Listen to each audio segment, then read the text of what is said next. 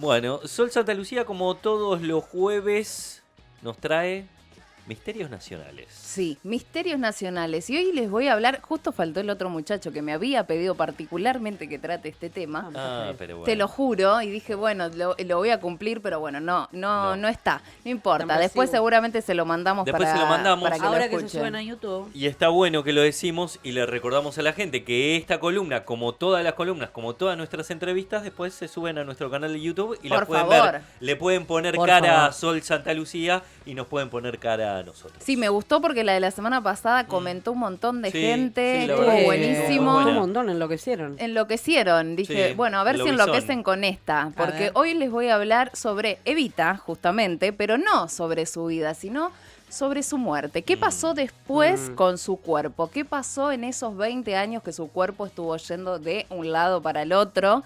No sé si saben toda la historia, me imagino que sí, pero quizás la audiencia no sabe qué ha pasado. Claro.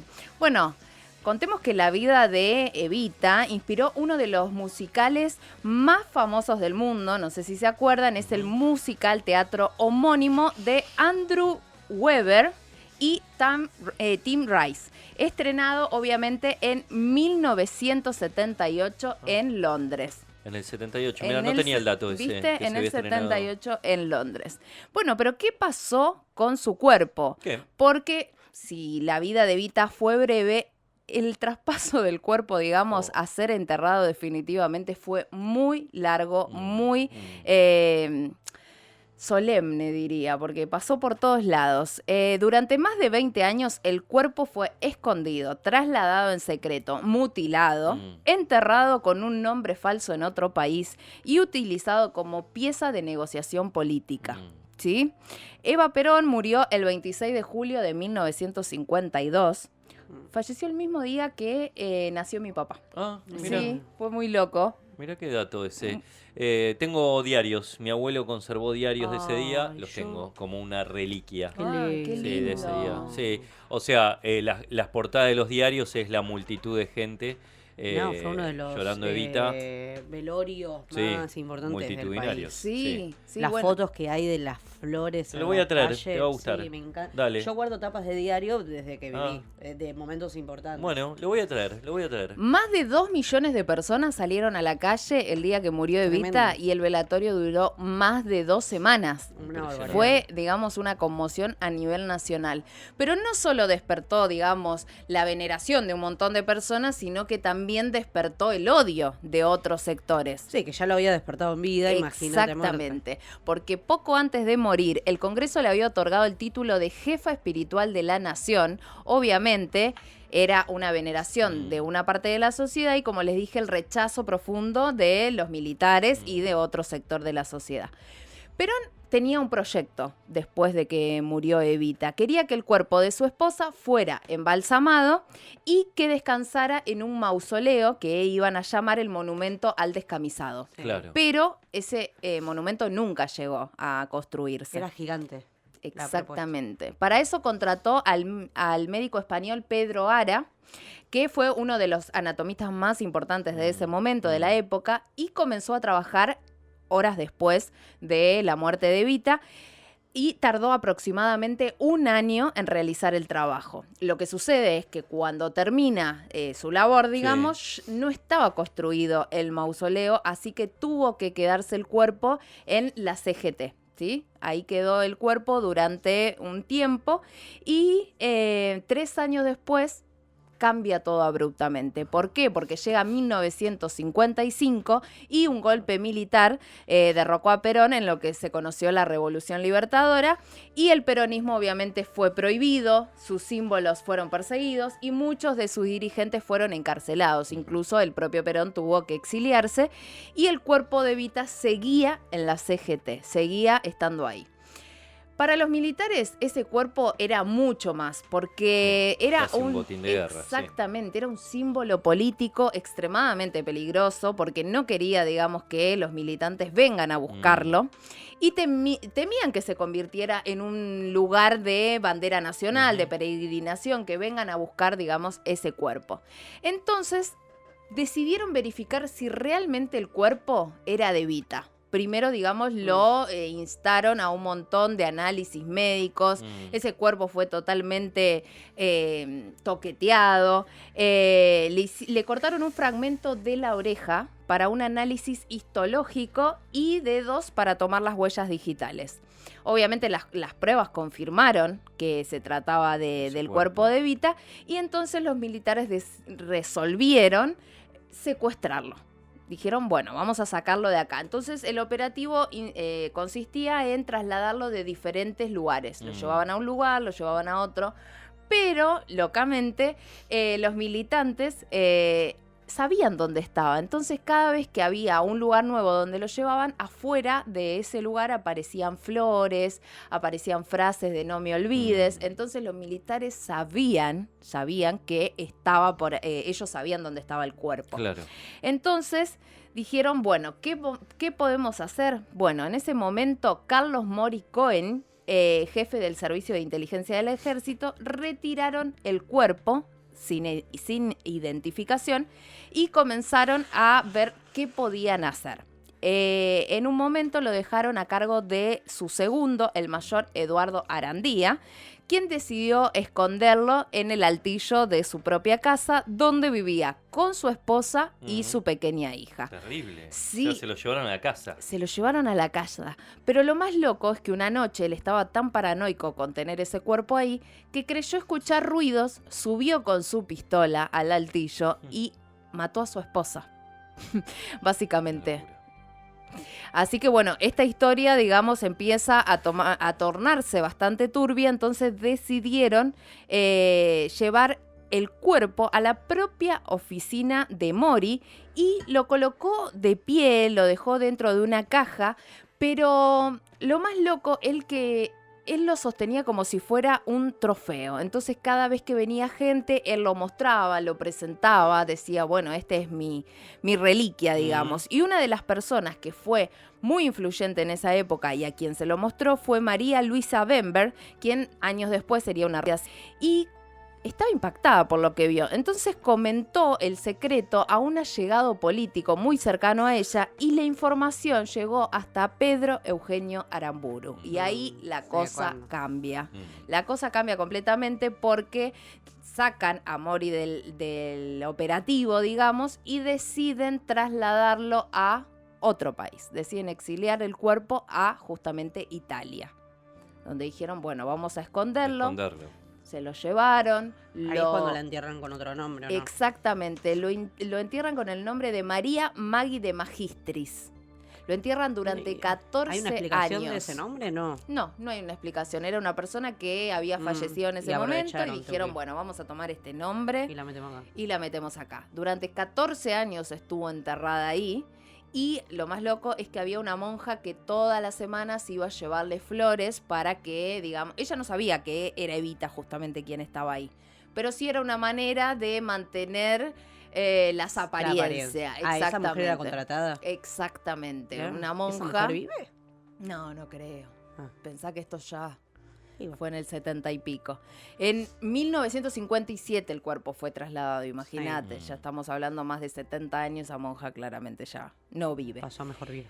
Claro, exactamente. Bueno, el misterio se mantuvo hasta 1970, cuando la organización Montoneros secuestró y asesinó al expresidente Aramburu, acusándola, entre otras cosas, de haber desaparecido el cuerpo de Evita. Exactamente. En ese contexto, obviamente, de crisis política, el general Alejandro Lanusse encontró, entonces, dictador, ¿no? Exactamente, un presidente de facto, buscó una negociación con Perón, que seguía exiliado en España, y como gesto político ordenó la devolución del cuerpo. Tremendo, ¿no? Si nos ponemos a pensar, hay un cuerpo de una persona que está completamente secuestrado y como intercambio de... Fue una negociación, sí, totalmente. Ese cuerpo fue una negociación. ¿En qué momento Perón diría que no cuando le están ofreciendo el cuerpo de quien fue la jefa espiritual del movimiento de que él había creado y con la importancia que tenía para gran parte de los argentinos ese cuerpo? O sea, ¿qué va a decir Perón? No me lo des, claro. Obvio que le va a decir que sí. Yo también. Aparte hablaba de una etapa de una transición democrática también, ¿no? O sea, el compromiso era sostener la democracia. Yo te doy el cuerpo de Eva, vos me esto, a mí y listo. Bueno, en 1971 los restos fueron exhumados en Italia, trasladados a Madrid, a la residencia de Perón. Allí se dieron cuenta, según investigaciones que hicieron, que el cuerpo presentaba decenas de marcas, golpes, mutilaciones, producto obviamente de los años de manipulación clandestina que ese cuerpo había tenido, ¿no? Existen también versiones que no están comprobadas sobre rituales esotéricos realizados en torno al cuerpo, que fueron impulsados por López Rega y por Isabel Martínez de Perón. No hay pruebas, obviamente, firmes de esto que les estoy diciendo, pero forman parte, obviamente, del mito de la historia sobre el cuerpo. Cuando Perón regresa definitivamente a Argentina y vuelve al poder en 1973, comenzó a crecer la presión para que el cuerpo de Evita regresara al país. Sin embargo, ocurre la muerte de Perón y el regreso definitivo se produjo en un contexto posterior. La organización que había asesinado a Aramburu robó su cadáver del cementerio de La Recoleta y exigió como condición que el cuerpo de Evita fuera repatriado. Bueno, ahí hicieron un intercambio muy hermoso. Chau. Finalmente, en noviembre de 1974, el cuerpo volvió a la Argentina. Con los huesos de Aramburu vamos a hacer una escalera para que baje del cielo nuestra Evita Montonera. Exactamente. Qué hermoso. Exacto. Literalmente. Cambiaron los huesos de Aramburu por el cuerpo de Eva. Exactamente. En 1974 sigue estando ahora vuelve. Aramburu en Chacarita. ¿Sí? Sí. Sí, está ahí su mausoleo, cosa, está su...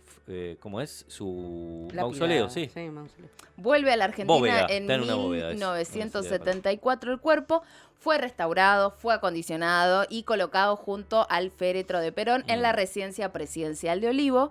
Y existía el proyecto de desconstruir el mausoleo que se estaba creando desde antes, pero nunca se concretó definitivamente. En 1970... pero ¿cómo llega a Recoleta? Después. Claro, después. Bueno, ¿Eva? Sí. Claro, no, después que en 1900... pero es le falta un poco más de línea de tiempo, ese chico Barta. me critica todo el tiempo, que me tienen harta. En 1976, con el golpe militar, deciden entregarle el cuerpo a la familia de Evita. Y ¿A qué año, perdón? En 1976. Raro. Sí. Y ahí ellos lo entierran en el mausoleo, digamos, de ellos. Sí, en la bóveda familiar. Está en la bóveda familiar de los Duarte. Qué loco que se haya respetado. ¿Qué se desactivó ahí con el morbo del cuerpo de Evita? Porque tanto y de golpe tan respetado es. Hay unas teorías de que no está ahí. Mirá cómo te mira Sol Santa Lucía. Es que lo que pasa es que ahí son todas las teorías que hay alrededor del cuerpo. ¿Realmente está ahí? ¿No está ahí? ¿Es el cuerpo de Evita? ¿Trajeron el correcto? ¿No lo trajeron? Eso queda para la historia, digamos. Sí. Yo para cerrar quiero citar un texto de Felipe Piña que dice: María Seoane y Silvana Boschi, periodistas argentinas, le preguntaron a un alto jefe de la represión ilegal muy cercano a Videla por qué urgía más a la Junta trasladar el cadáver de Evita que el de Perón. La respuesta del militar no se hizo esperar, tal vez porque es a ella, a la única que siempre, aún después de muerta, le tuvimos miedo. Muy lindo. Bueno, porque si Evita hubiera estado viva en la dictadura, los hacía cagar a todos. Sumando a esa lectura de Piña, sumo el clásico Esa mujer de Rodolfo Walsh, que es un clásico que me parece y Santa Evita de Tomás Eloy Martínez. Santa Evita, que por ahí es más actual, que es el que se llevó a la serie, ¿no? De Natalia Oreiro. Claro. Es todo... Bueno, es la historia del cadáver también. Exactamente. De Eva Duarte, que, toma la ficción qué locura la obsesión política y la obsesión política por las mujeres en particular en este país, que pudo haber sido capaz todo eso con el cuerpo de una mina. O sea, es un horror, porque aparte ha habido comprobación también un poco de abuso también, o sea, las mutilaciones. Sí, de necrofilia. Y todo lo que sucedió con el cuerpo fue completamente tremendo. Sí. Para mí la serie está buena, el documental, sí, me parece que está bien. A mí me gustó. Mucha gente se enojó, no sé por qué, la verdad. ¿Por qué? Porque decían que era como una falta de respeto a Evita, todo lo que se mostraba, pero bueno, en parte es una parte de la historia de la real, historia y de lo que sucedió con su cuerpo después de la muerte. Y cerrás los ojos y es Evita, o sea, muy bien, hermosa, está muy bien. Su cara, la flaquez de ese último tramo de su vida. Sí.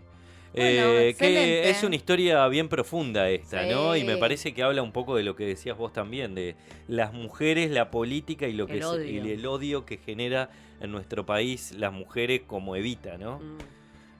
Bueno, Sol, la verdad que nos quedamos un poco así, ¿no? Sí, me angustia. Sí, bueno, era un tema que cuando lo leía era horror pensar eso, ¿no? Que después de muerta, que aparte, bueno, tuvo una enfermedad tan... sí, que la gente decía viva el cáncer. Terrible. Murió tan joven. Murió tan joven, con tantas cosas por hacer, una figura tan emblemática que... No, tanta luz, la mina era... Vos fíjate que hasta el más antiperonista te dice, bueno, sí, Eva sí la quería. Obvio, increíble. Porque era como otra categoría de... Sí. No sé. Bueno, hoy quien quiera llevarle una flor, por lo menos puede hacerle. Sí, puede hacerlo ahí en Recoleta, en el cementerio de Recoleta. Está la bóveda familiar y ahí, sí, he ido muchas veces, está llena de... Bueno, y si hay gente que se acuerda de ese momento que aún sigue con vida, que nos comente y que nos cuente un poquito. Estaría re bueno. Claro, sí, ni hablar. Siempre abierto el 221-508-2447. Sol Santa Lucía con nuestros mitos nacionales. Nos vemos prontito. Sí, claro. Y está en YouTube. En un ratito ya está alojado en YouTube. Así que también pueden compartir esta columna de Sol en nuestro canal de YouTube. Gracias, Sol. Adiós.